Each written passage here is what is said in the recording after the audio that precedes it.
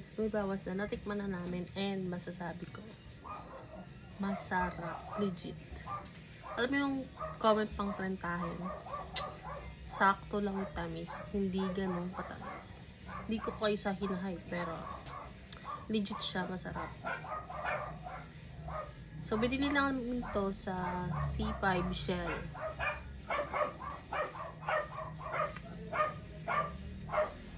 Sarap guys, legit. Hindi ko kayo sa ini-scam. Mukha lang akong scammer dito. Hindi ko kayo ini-scam.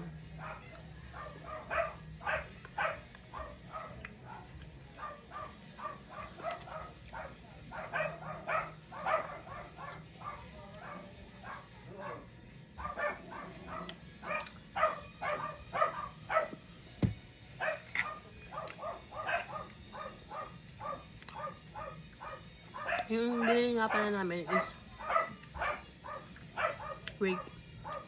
caramel. May chocolate din siya. Yung price, comment ko na lang. Tingnan nyo na lang. Ano pang hinihintay nyo, pumunta kayo sa Shell. Kahit saang Shell. Ewan ko lahat. Available sa Shell. Pero, ito binili namin sa Shell C5. So, check nyo na lang din kung meron sa malapit sa inyo sa C na Shell, whatever. Yun lang. Bye-bye. Bili na mga trentahe na hindi mahilig na sa sobrang tamis. Ito na yun.